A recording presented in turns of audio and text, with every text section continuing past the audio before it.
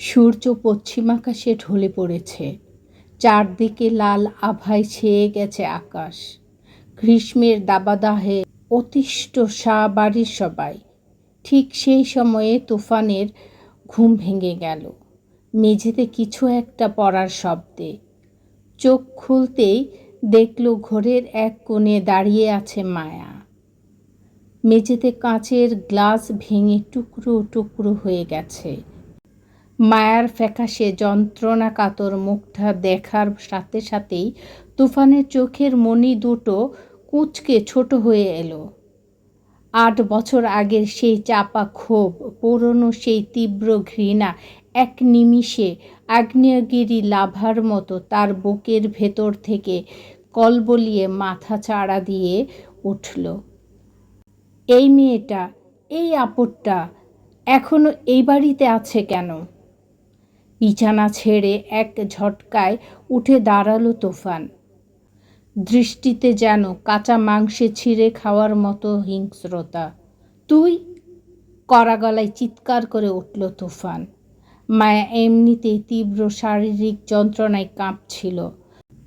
তুফানের এই আকস্মিক হুঙ্কার সে ভয়ে আরো 2 পা পিছিয়ে গেল। তার শুকিয়ে যাওয়া ঠোঁট দুটো থরথর করে কাঁপতে লাগলো। তুফান দাঁতে দাঁত চেপে চোয়াল শক্ত করে মায়ের দিকে 1 পা এগিয়ে এসে গর্জে উঠল, তোর সাহস কি করে হয় আমার ঘরে ঢোকার? 8 বছর আগের কথা ভুলে গেছিস? তোকে আমি এই বাড়িতে দেখতে চাই না। সেটা কি তোকে আলাদা করে লিখে দিতে হবে? মায়া দেয়ালে পিঠ ঠেকে যাওয়ার অবস্থায় জড়সড় হয়ে দাঁড়িয়ে রইল। তার চোখ বেয়ে নোনা জল গড়িয়ে পড়ছে। সে বলতে চাইছে যে সে ইচ্ছে করে আসেনি। দুপুরে যখন তামান্না রহমান এই ঘরটি গোছাচ্ছিলেন তখন নানি আহেরজান বিবি ও এখানে এসে বসেছিলেন। কথা বলতে বলতে নানি ওনার হার্টের ওষুধটা ভুলে তুফানের ঘরের খাটের পাশের ড্রয়ারের উপর ফেলে যান। সন্ধ্যায় হুট করে নানির তীব্র বুক ধড়ফড়ানিতে প্রবীণ মানুষটা ছটফট করতে থাকেন। নানির কষ্ট দেখে মায়া নিজের শরীরের তীব্র যন্ত্রণা ভুলে ছুটে এসেছিল তুফানের ঘরে। সে ভেবেছিল তুফান ঘুমাচ্ছে, পা টিপে টিপে ড্রয়ার থেকে ওষুধটা নিয়েই সে চলে যাবে। কিন্তু ওষুধটা হাতে তুলে নেওয়ার মুহূর্তেই অসাবধানতাবশত ড্রয়ারের পাশে থাকা কাচের গ্লাসটা মেঝেতে পড়ে গেছে। নানির জীবন রক্ষাকারী ঔষধটা আনতে আসাই যেন তার জন্য কাল হয়ে দাঁড়ায়। ভয়ের তীব্রতায় তার গলা দিয়ে এই কথাটাই আর বের হলো না। মুখ খুল, ভূত কোথাকার! তুফান আর নিজের উপর নিয়ন্ত্রণ রাখতে পারল না, সজোরে চড় বসিয়ে দিল। মায়ের মুখটা সে সহ্যই করতে পারে না। এর উপস্থিতি তার পুরো অস্তিত্বে আগুন ধরিয়ে দেয়। তুফান দরজার দিকে আঙুল তাক করে হিংস্র গলায় বলল, বের হ, বের হ, এখনই আমার চোখের সামনে থেকে দূর হ। তোর মতো একটা অলক্ষীকে সহ্য করার ক্ষমতা আমার বিন্দু মাত্র নেই। যদি নিজের ভালো চাস তবে আমার সীমানার ধারে কাছেও কখনো আসবি না। Get out! তুফানের এই আকাশ ফাটানো চিৎকার আর রাগের হুঙ্কার পুরো বাড়ির লোকজনের পায়ের রক্ত মাথায় উঠে গেল। রান্নাঘর থেকে তামান্না রহমান, মেজো চাচি পারভিন, ফুফু কোহিনূর সহ বাড়ির সবাই আতঙ্কিত হয়ে হুড়মুড় করে ঘরের দিকে ছুটে এলেন। সবার আগে ঘরে ঢুকলেন তামান্না রহমান। ছেলের ঘরের এই অবস্থা দেখে ওনার রাগ গিয়ে পড়ল জড়সড় হয়ে থাকা মায়ার উপর। তামান্না রহমান এক মুহূর্ত সময় নষ্ট না করে মায়ার দিকে এগিয়ে গেলেন এবং তীব্র আক্রোশে মায়ার ফ্যাকাশে গালে সজোরে থাপ্পড় বসিয়ে দিলেন। থাপ্পড়ের শব্দে পুরো ঘর যেন স্তব্ধ হয়ে গেল। অলক্ষী মেয়ে কোথাকার! তামান্না রহমান রাগে কাঁপতে কাঁপতে চিৎকার করে উঠলেন। ছেলেটা আর ৮ বছর পর পরবাস থেকে ক্লান্ত হয়ে ফিরে একটু শান্তিতে ঘুমাচ্ছিল, আর তুই এসে এখানে অলক্ষীর মতো কাণ্ড করলি! তোর জন্য আমার ছেলের ঘুমটা ভেঙে গেল। মেজো চাচি পারভিনও পাশ থেকে মুখ বাঁকিয়ে বকাঝকা শুরু করলেন। আরে আপদ একটা! সকাল থেকে কোনো কাজের হাত দেয়নি, আর এখন বড় সাহেবের ঘরে এসে ঢং দেখাচ্ছে। নিজের সীমানা তুই কেন ভুলিস মায়া?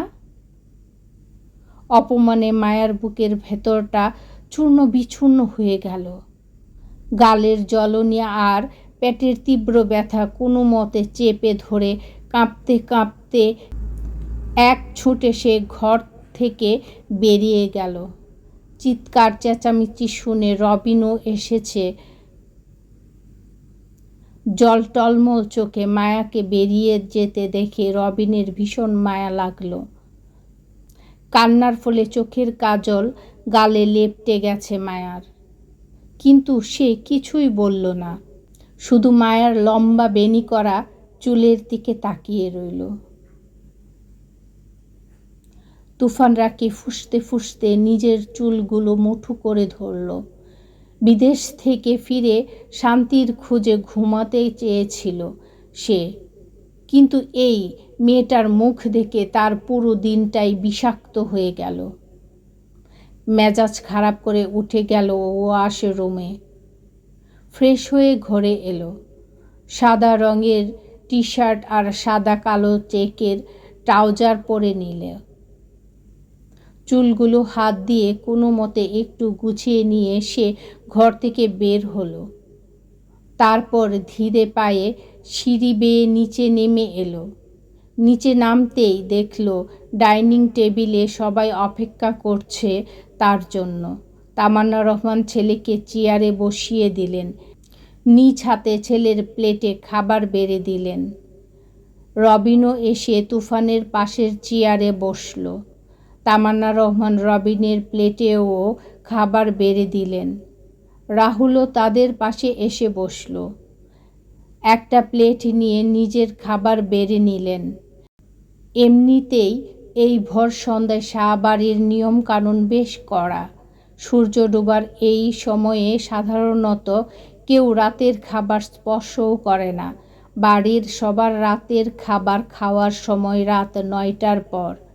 কিন্তু তুফান আর রবিন যেহেতু দুপুর থেকে সম্পূর্ণ না খেয়ে গভীর ঘুমে আচ্ছন্ন ছিল, তাই ক্ষুধার্ত ছেলেদের জন্য আজ নিয়মের কিছুটা ব্যতিক্রম ঘটাতে বিন্দুমাত্র দ্বিধা করলেন না তামান্না রহমান।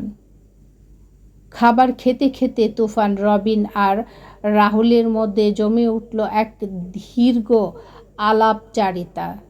অনেক দিনের জমানো সব কথা। তিনজন খাবার খেয়ে বেরিয়ে গেল। তামান্না রহমান ছেলেদের বাইরে যেতে দিতে চাইলেন না, কিন্তু তারা আজ মায়ের কোনো বারণ শুনলেন না। অনেক বছর পর তারা নিজের গ্রামে এসেছে, আর কোনো বেঙ্গের মতো ঘরে বসে থাকবে তা তো হয় না। রবিন আর রাহুলকে বাজারের দিকে পাঠিয়ে দিয়ে তুফান দিঘির পাড়ার দিকে গেল। দিঘির পাড়ার পাশে দিঘির ঘাটে যাবে। 8 বছর আগের চেনা রাস্তাটা কেমন যেন অচেনা হয়ে গেছে। 8টা বছর কম সময় নয়। 8 বছর আগের সেই চেনা ধুলোবালি আর সবুজ ঘেরা রাস্তাটা আজ কেমন যেন অচেনা ঠেকছে তুফানের কাছে। অনেক নতুন বাড়ি উঠেছে, ঝোপঝাড় কেটে পরিষ্কার করা হয়েছে। চিরচেনা গাছগুলো অনেকগুলোই আর নেই। শুধু রাস্তাটাই নয়, দিঘিটার পাড়ে এসে তুফান থমকে দাঁড়ালো। বিশাল দিঘিটাও আর আগের মতো টইটুম্বুর নেই। কচুরি পানায় ভরে গেছে এক পাশ। জল শুকিয়ে কেমন যেন মলিন হয়ে গেছে সব কিছু। ঠিক যেন তার নিজের জীবনের মতোই সব আছে, অথচ আগে সেই প্রাণস্পন্দনটুকু হারিয়ে গেছে।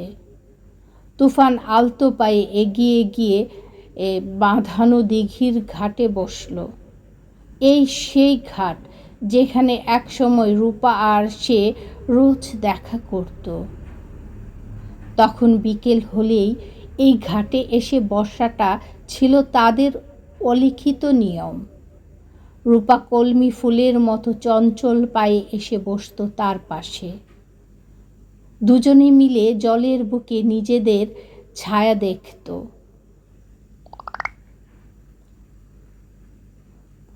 কত শত খুনসুটি, কত রঙিন স্বপ্ন আর না বলা কথার সাক্ষী হয়ে আছে এই ঘাটের প্রতিটি ইট পাথর। আজ রূপা নেই, শুধু রয়ে গেছে তার রেখে যাওয়া অদৃশ্য পায়ের ছাপ। অতীতের সেই স্মৃতিগুলোকে ছুঁয়ে দেখার আকুলতায় তুফান জুতো জোড়া খুলে হাঁটু পর্যন্ত প্যান্ট গুটিয়ে পা দুটো ডুবিয়ে দিল শীতল পানিতে। অতীতের সেই স্মৃতিগুলোকে ছুঁয়ে দেখার আকুলতায় তুফান জুতো জোড়া খুলে হাঁটু পর্যন্ত প্যান্ট গুটিয়ে পা দুটো ডুবিয়ে দিল শীতল পানিতে। জলে সেই চেনা স্পর্শে বুক চিরে একটা দীর্ঘশ্বাস বেরিয়ে এলো তার। পকেট থেকে সিগারেটের প্যাকেট বের করে একটা শলাকা ধরালো।